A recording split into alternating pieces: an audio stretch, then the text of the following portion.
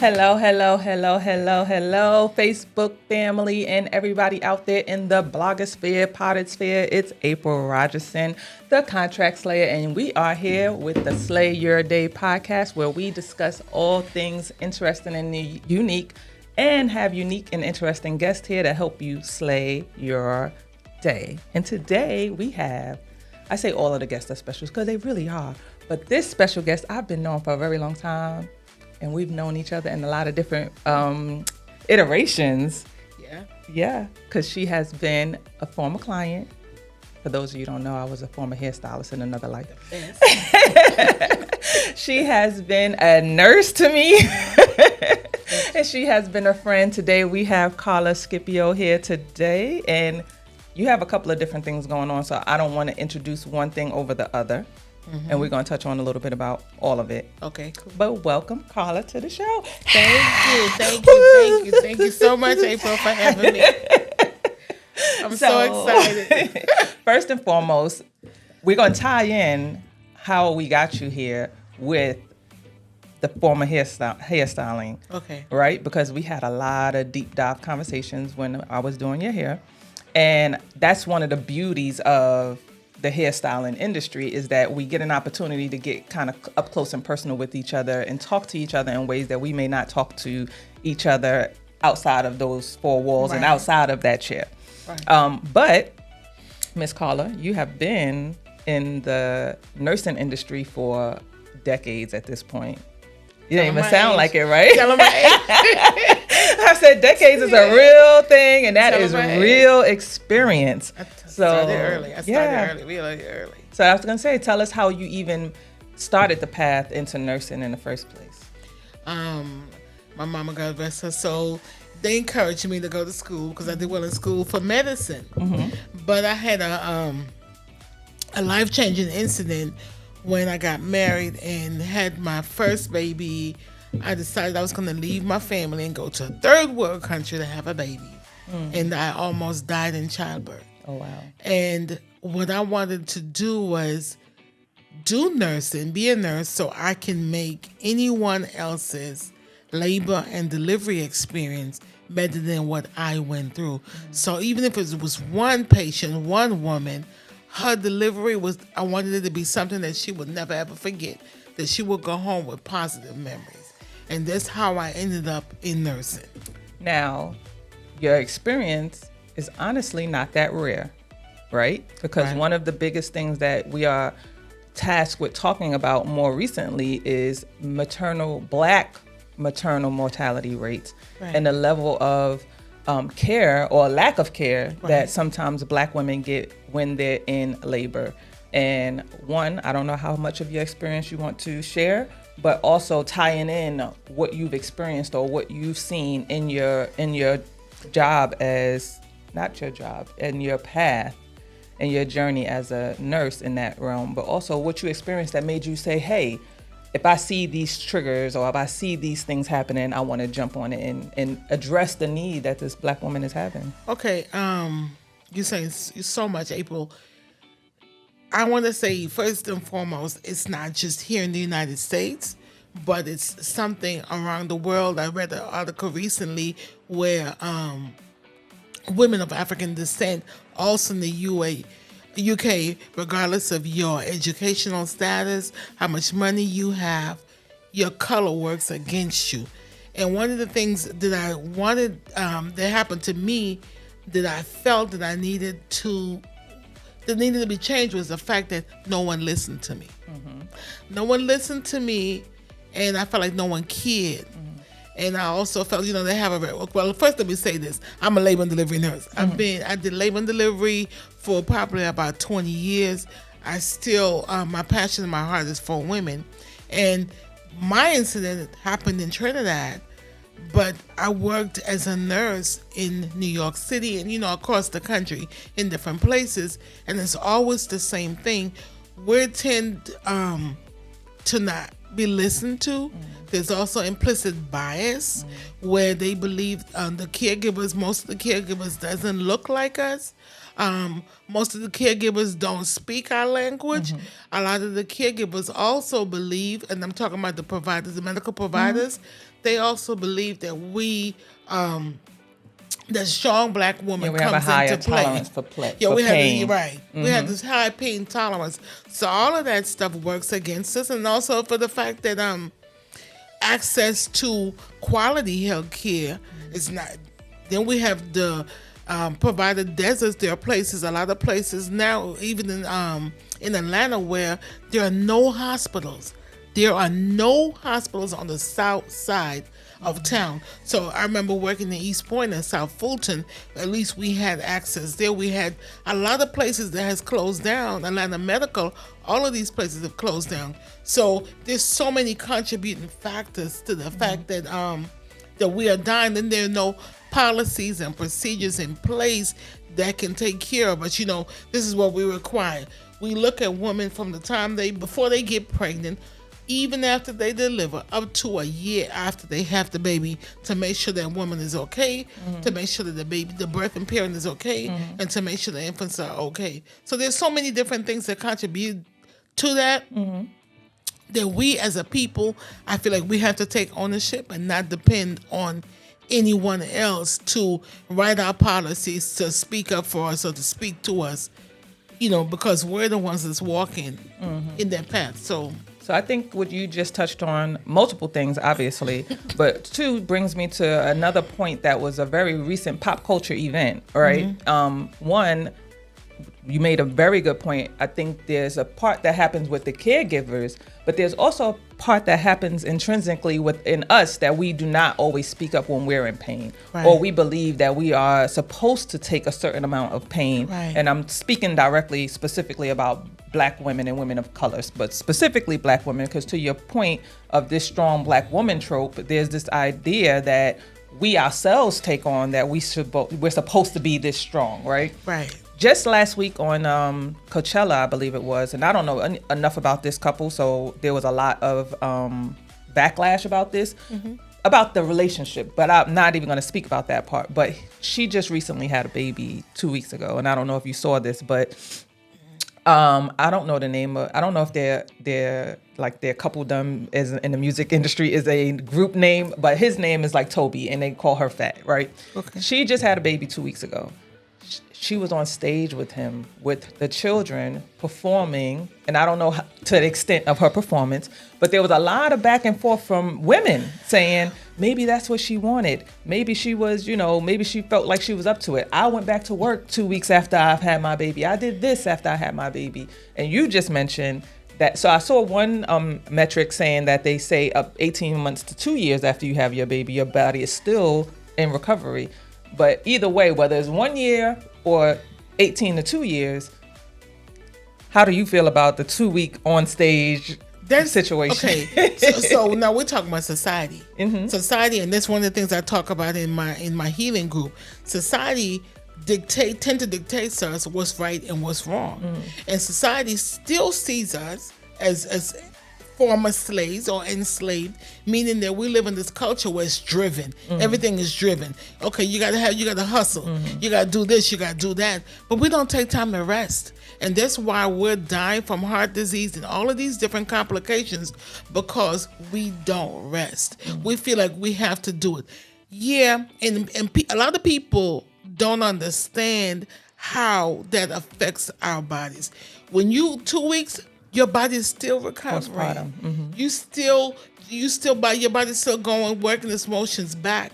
There's so many things that can happen to you.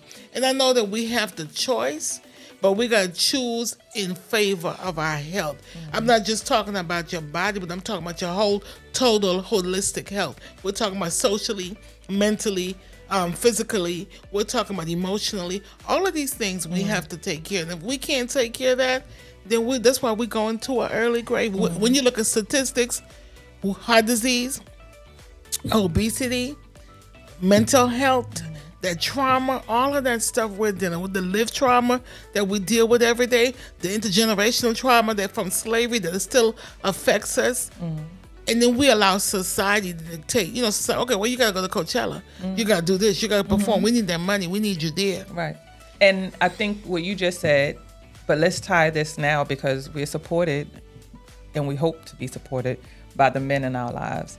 So in the post that he made, which he's the one who brought this front and center for us as her husband, saying how proud he was of her. And really, now there was some problematic statements that he made because a lot of it made it about him. But he, too, made it a strength thing.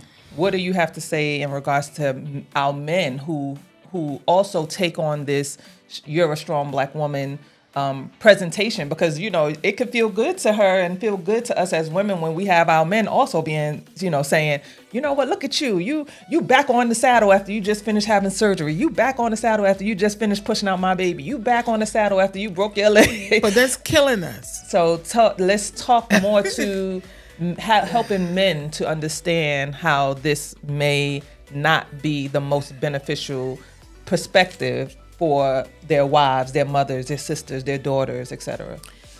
I think the first step is actually looking at what's best for us and not allowing society again to dictate what's best for us as a people.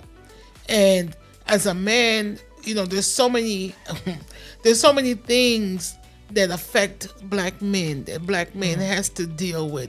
I honor and respect our black men. I honor the fact that they are supposed to be the providers for their families. And, they're supposed to be the one that lift us up and take care of us. But they too have been fooled by society that they should be a certain way, they should do certain things, and what the family is about. And we're getting further and further away from some of the things that kept us through the time that we've been here. So, I support a black brother for supporting his wife, but I think that we need to have a conversation and conversations around what's best for me versus what society tells me, what's best for me. Having that money is good, but you can have all that money and you ain't got no wife. Right. And I think I had Janelle Darcy, shout out to her, from Crescentric. She's a dating coach. And we have Karla Scipio here today, and she does all things public health and nursing and women's health. What we talked about last time when she was here was about the competing messages that black men are getting from us, right? So right now we're saying, for example, I don't know if you've seen in social media, there's a push and a pickup of quote unquote soft life for black women, right? They're saying, we don't want to carry these burdens anymore. We don't want to be extra super duper strong anymore. Right. We want some comfort. We want some kindness. We want some care. But at the same time, there are other black women who are saying, I don't need you to do these things for me. I don't need you to blah, blah, blah. How do they filter through the needs of a black woman? And not, let's be clear, all black women are not the same, but there are some important aspects to what we're talking about that does benefit all black women. I think we have to realize, and I would say, I would in the past would say I come from a line of strong black women.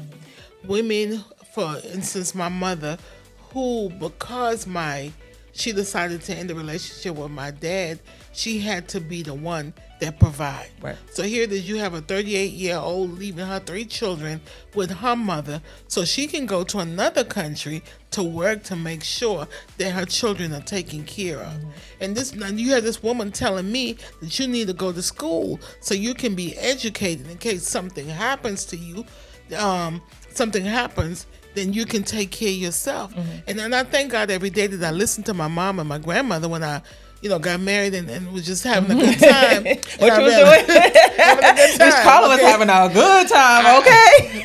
So I realized that I went back to nursing school. I went back seriously when I was 7 months pregnant. I had a 2-year-old, a 3-year-old, and I was 7 months pregnant. I was like, Lord, I done messed up. This probably gonna be my last time to get things right. And that nursing degree has helped me because I ended up becoming a single parent. Right. But the stress, all of that on my body, and the fact that my focus was on Making sure that I provided for my children. So I'm not gonna live in the slums or anything like that. Y'all gonna have food to eat that I neglected me. And yeah, a lot of people say, well, I don't need no black man. I got everything I need. I got the house, I got the education, I make my own money. But in all of it, in total reality, we do need each other. I need me a strong black man. And and I want him to compliment me. Where I'm weak, he is strong. And where he's weak, I can support him. But a lot of us, and that's one of the things I feel like is separating us as a community, is some of us think one way, some think the other way. But I feel like we need to have more conversations about strong black women and how black men and black women can work together. Yeah, and I think all that you said is true. And obviously, having experienced divorce and single parenthood and single motherhood, how we can bridge the gap between the communication that we're having amongst each other as women, but also the communication that we're having amongst each other, male and female conversations. And I do think that there's because even as women, we're struggling with what is it that we should be striving for, right? So I laughed at myself last night. I got really emotional. I was at the Janet Jackson concert, and when I was young, she came out with Control. And, the words to the songs, like, I did what my mother said, I did what my father said, I let these people mold me, but I wanted to be in control. And in my head, I'm sitting here like, I used to feel like this, right? But then you get caught up in the world, right? And between, like you said, some part of what society says, and then also some part of my thought process on what I should be as a wife, a mother, and a sister, a helpmate, and all these things, you do start to lose yourself. And I think you feel like you don't have control anymore. It's kind of being pulled in all these different directions for these different people. But then at the same time, when you overcorrect and cost correct in a way that becomes extreme, right? Yeah. And now it's kind of like, I'm not going to let you tell me what to do. I'm not going to let you tell me what to do. And I'm not going to, but now it comes across as caustic, right? It's not as much about boundaries and trying to honor and respect ourselves as it is about now. I don't want to use this term loosely, but it's kind of a trauma response to always feeling like everybody was pulling on me and now I'm only looking out for me. How do we figure out a way to balance the needs of our family, our friends, and our loved ones, but also protecting ourselves and protecting what's important to us, because we realize that we've overextended ourselves too much? I think healing, and that's my thing, my passion right now is healing. For me, that healing journey, and that can be therapy, but also confronting yourself. And sometimes, confrontation is a hard word, going back and seeing where the roadblocks came about, the potholes, the incidents, and learning who you are and dealing with that trauma. So many of us don't realize that things has happened to us. And I'm not just talking about trauma like molestation. We tend to use the word trauma, and a lot of people don't understand what the term trauma means. Trauma could have been just some words, negative words spoken over you. It could even been a look that people gave you, or the way that they treated you. But we're talking now that, we understand we're at a certain age. We understand that life is a journey. It's not a race. And even if it's a race, it's a marathon. It takes a while for us to get to that point. But it's dealing with the trauma in our lives from the past, dealing with the trauma that we live with every day. Because as Black women, we have the intergenerational trauma that we carry around, our mother's trauma that we bring with us. About to get into that. That lived. I have a session coming up on that. The lived trauma that we deal with every day. Because we're dealing, first we we're Black, and then we are women, and then some of us don't have the educational means or the money and classism. We're dealing with so many different things, but I think for me is actually dealing with yourself, working with yourself, healing, finding out who Karla was, because I didn't know who Karla was for a long time. I was a mother, I was this, I was that, but it's not about you, the roles that you play, but who April is, that core, that true person, and how can I get better? What are 3 tools that you would suggest to help that healing journey begin? I think journaling is a good thing. Journaling your thoughts, you can see the clear pattern. I would say therapy is good, and then building your tribe, your support people.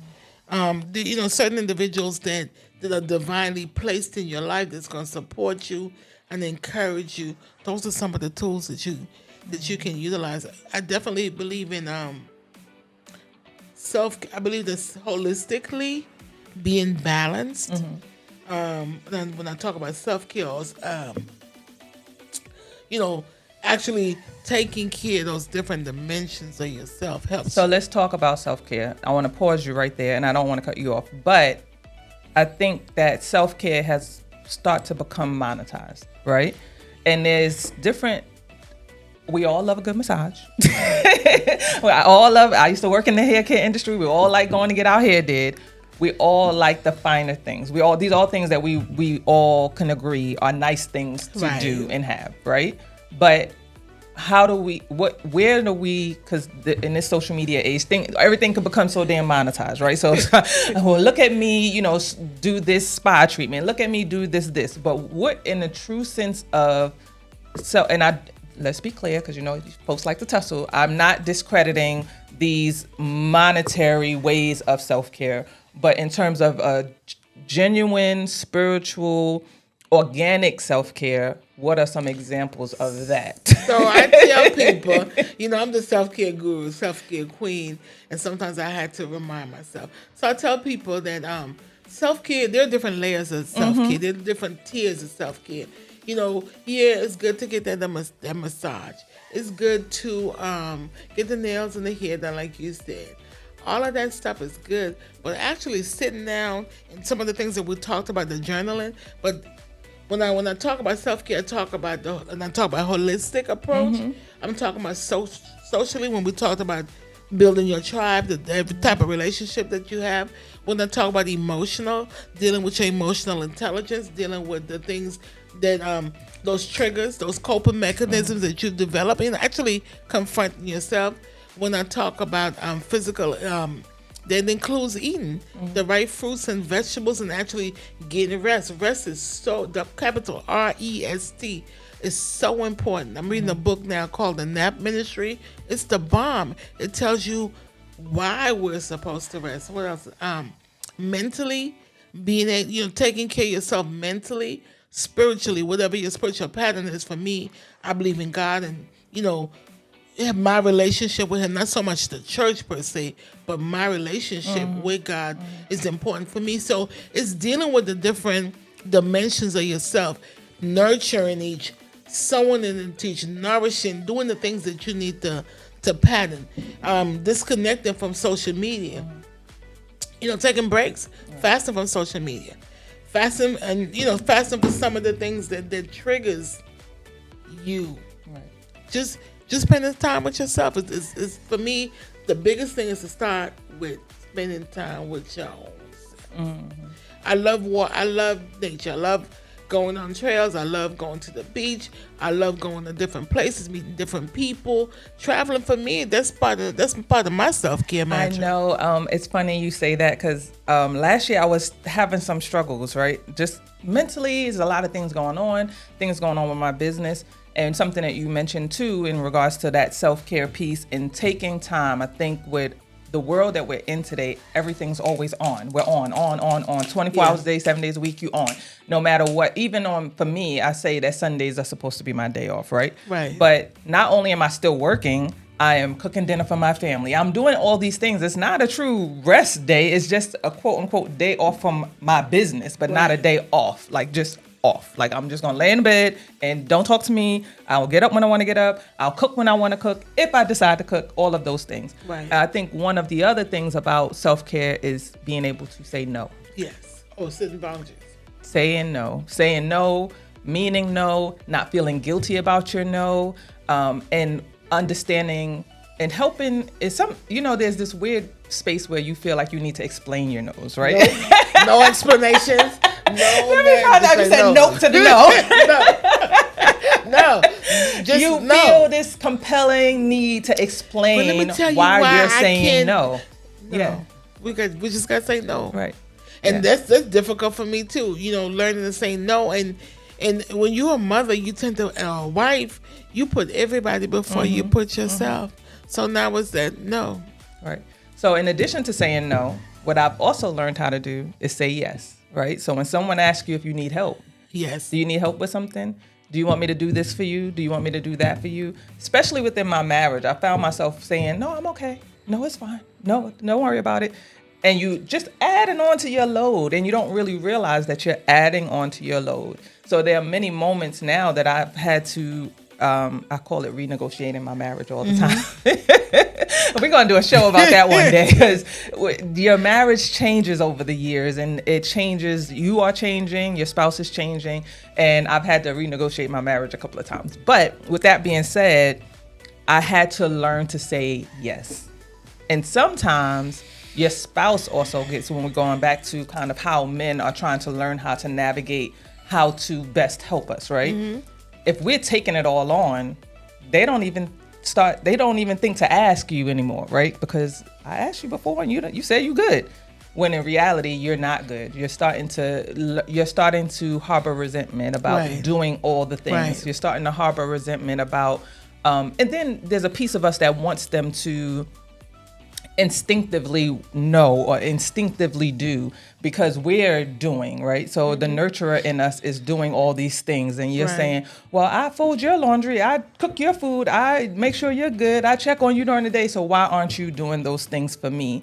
And sometimes part of that is the fact that we're not requiring them to do so. Or not telling them. Right, that's what I'm saying. How you supposed to read your mind? So, and there's such this balance between, we've been ordained in so many ways to say we don't need help. And this is the strong black woman part that we were talking about, where you keep saying, no, I don't need help. No, I don't need help. So then no one helps you. And then how do you turn that off? And how do you figure out a way to tap your family members because there's always that one strong family member, that one strong friend, that one strong person, and they're carrying the load of everything, and no one's saying, are you okay? and no one what do you need? Because they don't think they need anything, right? So I think it's having more conversations like we're having now. And one of the things I had to learn was I can't fix anybody. And there are times when I can't even fix me. I'm just, I'm honest. Right. I'm just a work in progress, I'm being perfected as we speak. Some days I do well, and then some days, shoot, I had to remember this. This ain't Karla. Oh, this is the new Karla right now. And Karla, come back. But having hard conversations and learning to be your authentic self, to speak your truth. There's some conversations that are difficult. And I realized before, what I would do is I would utilize a coping mechanism. If you hurt me, then I would just cut you off. And there's sometimes when you have to have difficult conversations where, hey, this is how you make me feel. And this is why I felt the way that, having always come back to these difficult conversations. There's some people that would, depending on where they are in their journey, will be able to accept it. Some people not ready yet. And if they're not ready yet, I'm going to leave them alone until they're ready. But it's more and more dialogue and, dealing with all of this stuff in order for us to change the community. So it's not, when I look at it, it starts with me, but I feel I want it to be everybody in my circle. But everybody in my circle ain't ready yet. So I had to lead them, and I know I'm saying the same thing, but I had to lead them along until they're ready. Right. And I think as we grow and mature, what you brought up, this piece about, so I found that was my coping mechanism to a certain extent, and I struggle with my discernment initially to cut somebody off was probably right. So now, I had a real hard time because when we first moved here, I didn't have any friends. I didn't know anybody or whatever. And some of my first couple of friends were people that I had paused with in my soul. But I trudged on because it was kind of like, well, how are you going to make new friends if you don't open yourself up and not be vulnerable? And in doing so, looking back at it, because two of those people and more, it was a situation where it was just like, you knew when you first met them, You that felt they their probably wasn't the intuition. right fit for you, right?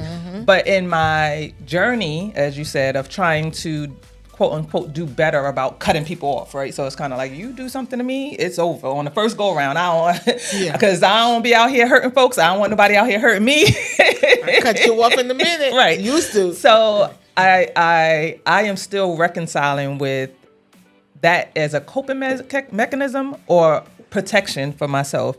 And where do you figure out when it's right and when it's wrong, right? Because there are some people who are genuine people who genuinely made a mistake, right? And they didn't realize that they hurt you with something that they said or did, or they didn't realize that this was something that would offend you or impact you in that way. And sometimes it's your own triggers, right? So you have to figure out whether or not you're responding to something that they said or did, or are you responding to a trigger or a trauma that's within you, and they didn't mean any harm by what they said or did, right?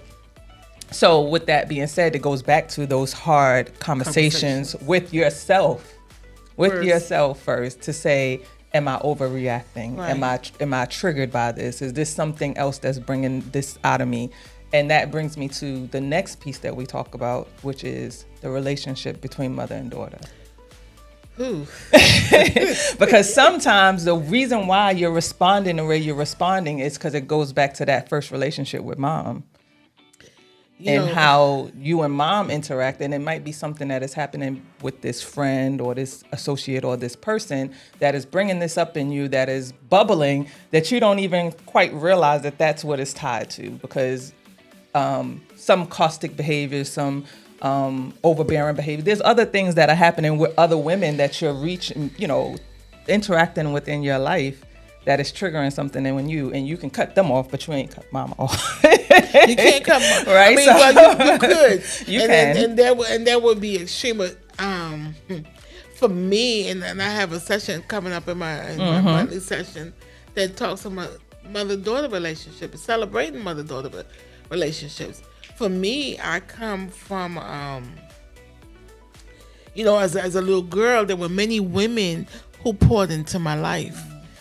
And these were women who were marginalized. I talk about them all the time. The prostitute, who was my older sister godmother, how much she loved me, and she prevented me from getting beat several times. But I'm also talking about the woman who helped my grandmother and my mother through difficult situations, where she was an outside woman. She was a side chick, with the family and all of these stuff. But the reason why I'm giving you a background about these women, they weren't perfect. And I'm realizing now on my journey that I blamed my mother for a lot of things. And I saw my mother as my mother. I didn't see my mother as a woman until my mother got sick and my mother was dying. That's when I saw her from this different lens. I realized that my mother dealt with me on the terms that she dealt with me because that's all she knew. And stuff had happened to her that influenced the way she saw life and the way that she behaved. And that made her. And then one thing with my mother too is she kept that trauma and all of that stuff bottled up inside her. And then I started thinking about how, when I talked about my grandmother, to me, my grandmother was the queen. She's always going to be the queen because the way she treated me. And sometimes that's offensive to mom. That too. And my grandmama told me, and you hear my butt, that I was her birthday gift, and she treated me as a birthday gift. So she would never say anything negative when I say I love my grandmother. But my grandmother too had issues. Although my grandmama was still the perfect human being. My grandma, she too. Shout out to our grandmas. We love grandma, right?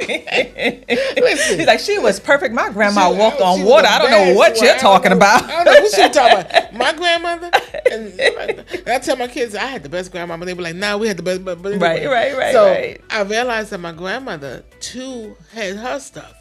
And then when I think about, because my grandmother was a storyteller, she shared her stories about her mother and her grandmother.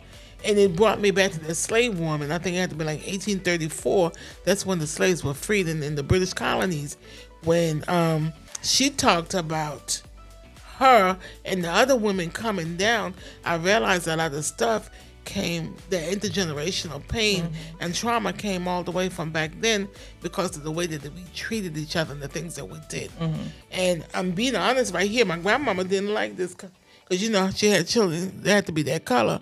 So there was so many things that were handed down that affected the way that my mother saw life. My mother was raised in with the prominent people, but at the same time, she was neither a servant nor was she not a part of the family. So she lived in her own world.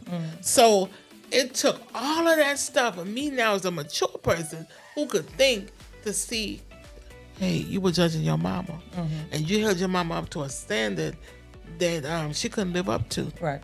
And I had to release my mama and forgive my mother. Because, you know, there were some things that she did that was painful, but I had to forgive her because I saw her from a different perspective.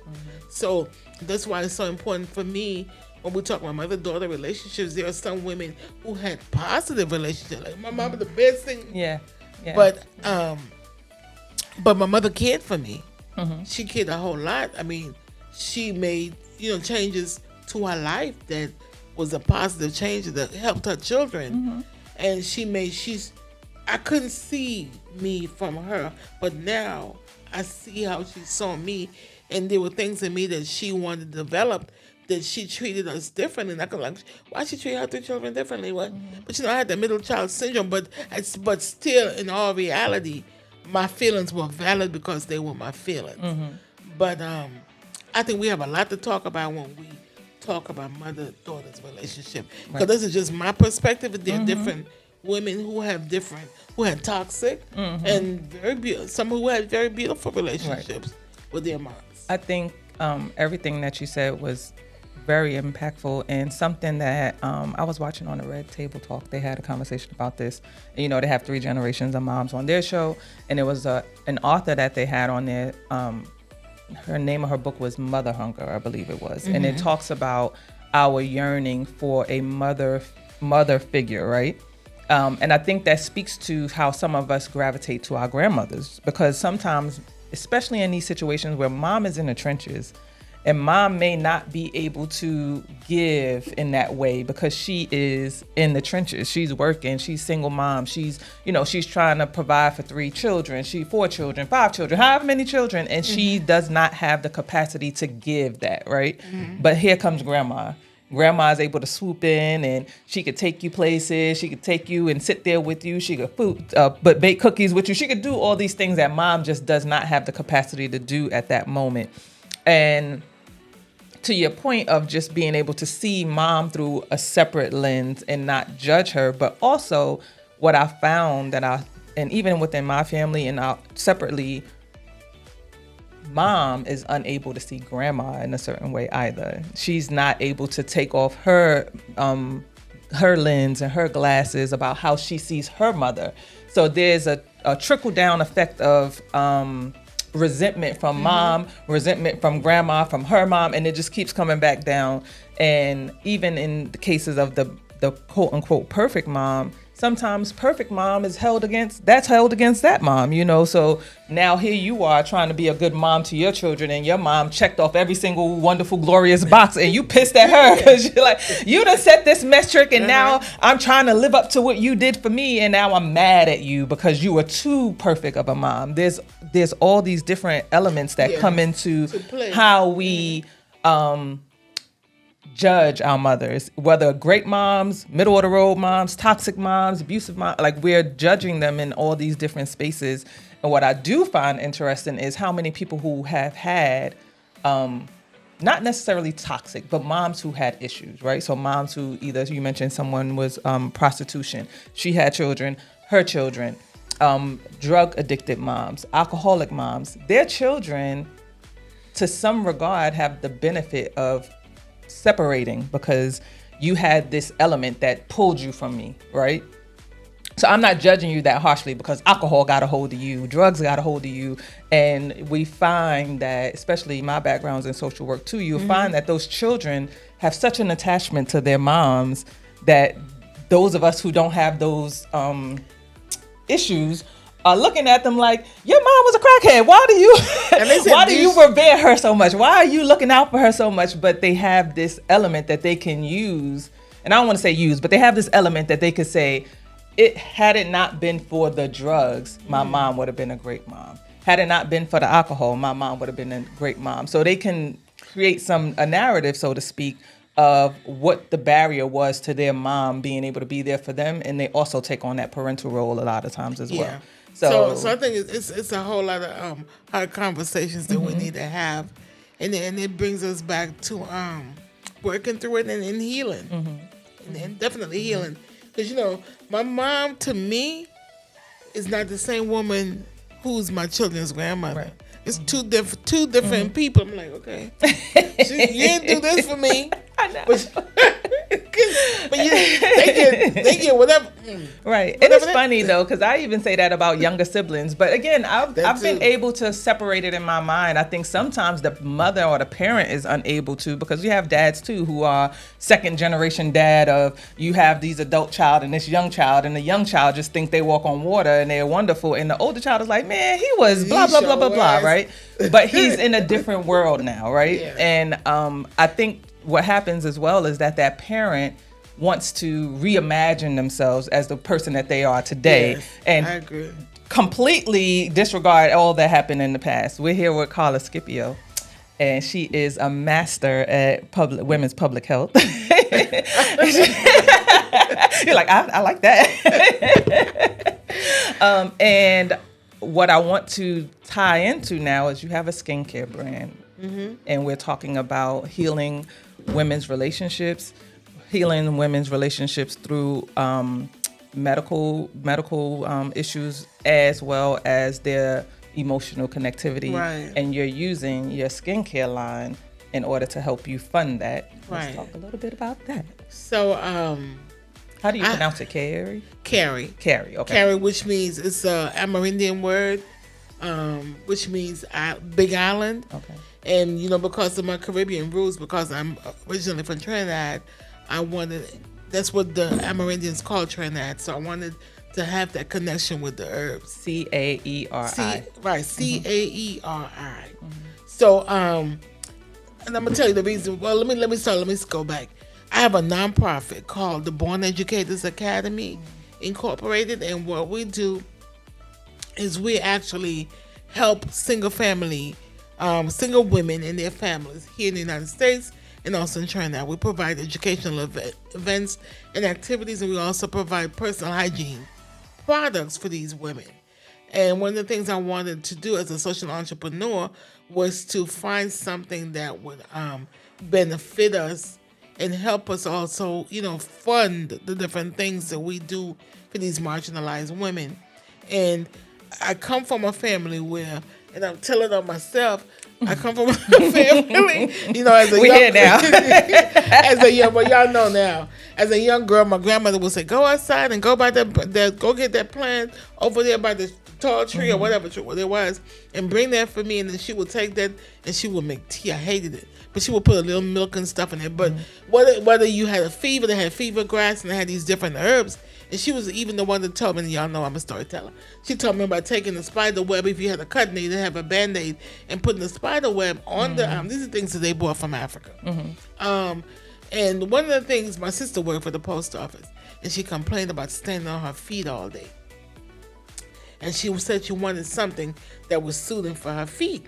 And now, with me as a nurse, washing my hands, I would dry out all the time. But when I try to use over-the-counter medications, it would break me out. So I said, okay, I got to come up with something. So I got the different shea butters, mango butters, almond butters, different types of butters. And I started... The butters. Yeah, you started doing the white lady, hey, white people. She was like, you guys didn't tell me about the butters. Well, we got butters. Right? Okay. Say it again. Kind of butters. Who had butters? We got butters. What's the name of your company? Carrie. They got butters over there. Caeri. Skincare. Okay. Carrie Skincare. So we got butters. And I put the butters all together. And I was like, my children, it's kind of ethnic, but it's all, the lavender, different essential oils, pure butters, pure shea butters. Everything's all natural products. And when my sister told me about her feet and standing on the thing, I said, you know what? I'm going to put a little stuff in there. So I did, I got some mental crystals, and I did all shea butter base, different butter base as well. And things to help for the eczema if you suffer from eczema, the calendula oil. And I created it and I sent it, I told her try it. And not only can you use it on your feet, but you can also use it on your muscles after you work out, because it has the same ingredients as Bengay. It's not as strong as Bengay, but the thing that's really good about it is the fact that it's all natural, no preservatives. So that's what we sell to fund, to fuel the different things that we do in Trinidad and also in the United States. Well, where can one get those products to support your cause? Okay, so they can go online at CAERI skincare.com. And that's where you can get, access to the products. Right now we're doing the minty foot balm, minty fresh foot balm, and that's the one I got for you. But I left it in the car. And, I'm getting my foot balm. And then we got Island Fresh. That's for the whole body, and that's what I use. I don't use anything else. I don't want to call any product's name, but when I use it, it breaks out my elbow. It breaks out. I have one customer, repeat customer, every month. She shoots it. We don't run out of products. And then, so definitely we have dedicated customers that come back, repeat customers that come back, and definitely purchase our products. Wonderful. We are here with Karla Scipio, again, super maven and master of all things public health. And on that note, I want to wrap, but one thing that we did talk about and we do talk about in the past was opening up dialogue amongst women and being able to have some true, genuine conversations, right? Now, I do think that there's something to be said about us not feeling safe. Just not feeling safe, that if I tell you, and I always make this joke about a funky monkey, right? I say, I got a funky monkey, but I don't want to tell you, and now you sitting here with a funky monkey. And if we would talk and collaborate, we could figure out how to get rid of the funky monkey, right? Right. But at the same time, I have a fear that if I share that with you, you may share that with others. What's a way that we can build up that sisterhood to be able to have those conversations, genuine conversations amongst each other, where we don't feel that fear or trepidation about what we're discussing being, not only how can we build that sisterhood, but how can other women, because some women, they just don't have that in them, right? So how do we find a way to build that sisterhood where we are able to have these genuine, organic conversations that help elevate us overall, and especially in this medical health field, because there's a lot that goes into that, and it's not always you need antibiotics. So because your products that you create are organic products that do touch on all these things. But if we're not talking to enough callers in the world, how do we get to those things? So, okay, first, one of the things I just did an article on something when it talks about frenemies and it talks about true friends and being able to trust. And then a lot of people have this, and I call it a myth, where, and some people it's real, but we haven't been taught to be friends. Well, let me backtrack. When we were still, and this is my opinion, this is Karla's opinion. When we might be mine too. So when we lived in integrated communities, when it was segregated communities, and we had our own, we were more supportive of each other. We had our own this, we had our own that. And there were women, because I've had friends, if I didn't have onions, I'm like, girl, I'm cooking so-and-so. And she was like, I got onions and tomatoes. She would send it and I would cook. If I had something that she needed, it was done. And we maintained that confidentiality and trust with each other. There's some secrets that are going to go with me to the grave. Y'all, that was back in the days. But, moving forward as a nurse, one of the things that's required of us is confidentiality and trust. And that's, people, when I worked at a small university here, they was like, why all the students come to your office? Why everybody up in there? We can't do our work because all the students here, they in your office. It's because my space was a space where they could come and share how they feel. I wasn't going to judge you. I was going to talk to you just like I would tell my own children. And what I would do is do anything I can to encourage you. And they knew that they could come to me. So I do have that space for me where it's a non-judgmental, confidential space of trust where we can come and talk about, we do it every once a month, like I said, usually on the third Sunday. We come and we talk about all kinds of stuff. We talk about mother-daughter relationships. We've talked about trust. We've talked about trauma. We've talked about unlearning, learning. There are so many different things. And I think for me, I've built up my tribe of women who have a similar perspective. And what we're doing now, we're campaigning to teach younger women and some older women too, how important it is, how much we can do more together than we can do separately, and how to have these conversations. I told you when we were talking before we started having these hard conversations, I called it kitchen table conversations that our older women would do. And I remember my mama and my cousins, and they were talking about what was going on with in the family. Something, we talked about it in another platform a couple of days ago when we talked about molestation and incest in certain Afro-Caribbean families, which is rampant, domestic violence. And they shoot and they shushed her out of the room. So we were never part of that dialogue. Right. And there are certain things that we needed to learn that they didn't teach us or tell us to protect us. So now we want to have those conversations. I know I'm telling you all of this stuff, but it's actually creating our own spaces, our own safe spaces to have these dialogues. Right. And they thought that they were protecting us. And I think we're in a new age now where we realize that knowledge is protection. Yes. And on that note, thank you, Karla. Well, thank you for Karla Scipio, for being here with us. Thank you so much, April. Your product name is? Caeri, Caeri, skincare.com. And where can I get it? At CaeriSkincare.com. Or they can follow me on Instagram. That's what I was going to say. And where can they follow you as well? I am Karla Scipio. And let me spell it for you. It's I am Karla with a K. Last name Scipio. S-C as in S-C-I, P as in Paul, I-O. Why you have me calling you Scipio all these years? It's whatever. No, you know what you usually call me? You usually say Miss Karla. Yeah. You never say my last name. You usually like Miss Karla. So hey, it's all good. But I wasn't gonna say anything, not on Facebook Live. I was like, April, my name is Karla Scipio. No. But it's all good. Totally it's all good. Thank so you, it's Miss Scipio. Karla. Thank you. We appreciate Because you. that's what you said. You used Miss Karla. I'm like, okay. Right. Thank you again. We appreciate you. Thank you for the opportunity. Bye.